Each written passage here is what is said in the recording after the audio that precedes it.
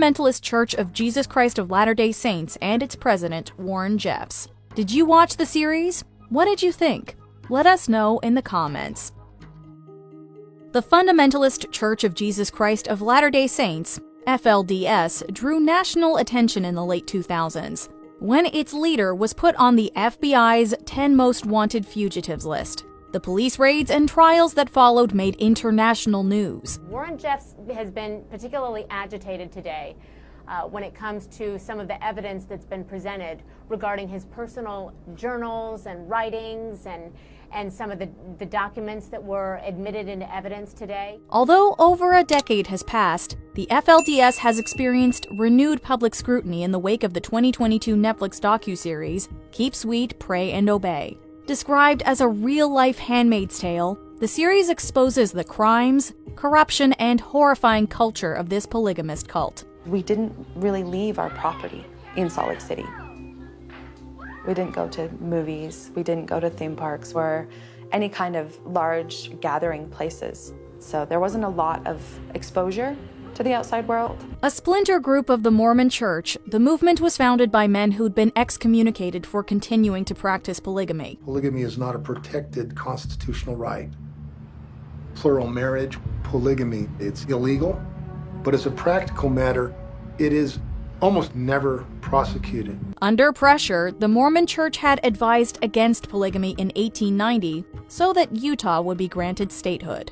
When some members continued to enter into plural marriages regardless, the church issued the Second Manifesto in 1904, threatening them with excommunication. Claiming that God wanted them to have multiple wives, excommunicated members went on to form their own community in Short Creek, now Colorado City, Arizona, in the 1930s. The FLDS split from the mainstream Mormon Church a century ago and settled in Short Creek, isolated in the desert, where they could practice polygamy and follow their fundamentalist faith undisturbed. The community also included the nearby town of Hilldale in Utah.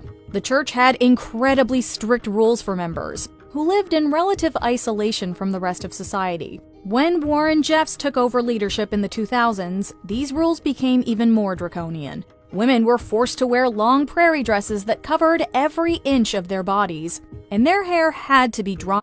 Getting an LLC for your business doesn't have to look like this. Just Google LLC Taylor Brands. It's totally easy. You put back in a bun. They were reportedly made to pray every hour. In fact, the docuseries titled Pray and Obey comes from a brick pattern featured on one of the community's buildings. The wives were required to pray every hour, getting down on their hands and knees and holding hands. Talking was not permitted. On the chimney it says pray and obey. Right. And that's a message you'd see every day. Women had two purposes only: to be submissive wives and procreate. They were controlled and coerced, forced into underage marriages, and made to engage in non-consensual acts. I felt like this is everything that we were told was bad. Why is a man doing this, let alone the prophet of God doing this to me? Members were taught to keep sweet, which essentially meant to tamp down their emotions and do as they were told. Keep sweet, no matter what. That's the road to perfection. Girls who were considered unruly were married off in order to subdue them. In many cases, the men they were married to were significantly older. Warren Jeffs arranged all the marriages and controlled physical contact between husbands and wives. It's what's called the placement principle. You didn't court and decide who you were going to marry. Only the prophet could choose who you married.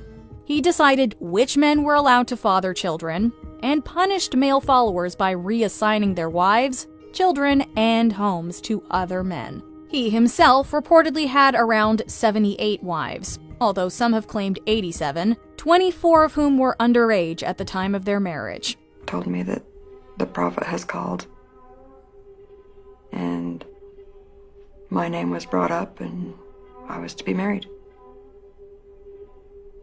But not to Joe. Punishments for breaking the rules were dire and could include being kicked out of the community and even one's home, without a dime or any knowledge of life beyond the cult. Warren Jeffs was kicking young boys out of the FLDS, literally leaving them homeless. In the Netflix series, women who escaped the cult bravely speak out about their harrowing experiences under Jeffs' authoritarian rule. Warren had a saying, perfect obedience is led by a hair, meaning a hair is so thin, and true obedience meant that you could be led by a hair and you would not break it. Much of the docuseries focuses on the man at the center of these horrifying accounts, Warren Jeffs. But who is he, and how did he come to hold such intense and terrifying power? Mother Marilyn always told this story about how Warren was close to death at birth, and that previous prophets came to her and revealed to her that he would survive and that Warren would be a very special person. Warren Jeffs took over leadership of the church from his father, who died in 2002. He consolidated his power by marrying most of his father's widows. Warren started marrying his own mothers after Rowan died. That was really messed up. That was hard for people like me to swallow, and there's a lot of people that had a problem with that. I mean, who marries your mom? Under his rule, the cult became even more cut off from the outside world. He even ordered that children be pulled from public schools and homeschooled instead. Warren stood up in church and announced that they needed to shut down the public schools because we had to associate with apostates too much. Expelling dozens of senior followers, including the Short Creek mayor, Jeffs achieved total control and started aggressively exploiting young girls. I wasn't scared of death. I was scared of disobeying the prophet.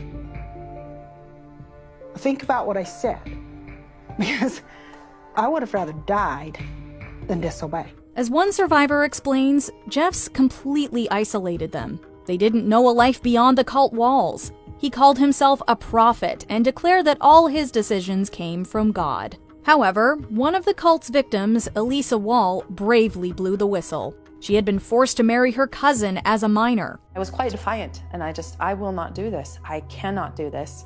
I cannot marry him. In 2005, Jeffs was indicted by a grand jury, but he was nowhere to be found. He'd gone on the run, becoming one of the FBI's most wanted criminals. By this point, Warren's basically a seasoned fugitive with cell phones and masks and disguises and credit cards and prepaid phone cards. He knew how to travel on the road. Reportedly, he continued to rule from afar, instructing his followers to send him money that was brought to him by his brother Seth. Supposedly, Jeffs, who had fled with some of his wives, used that cash on extravagant trips and fancy parties. Ultimately, he was arrested during a routine traffic check in Las Vegas. And he said, Warren's been caught. I was a little bit at disbelief at first, and I remember asking, are you sure it's Warren? And when it became evident it was, I started to get fearful. It's important to note that this was far from the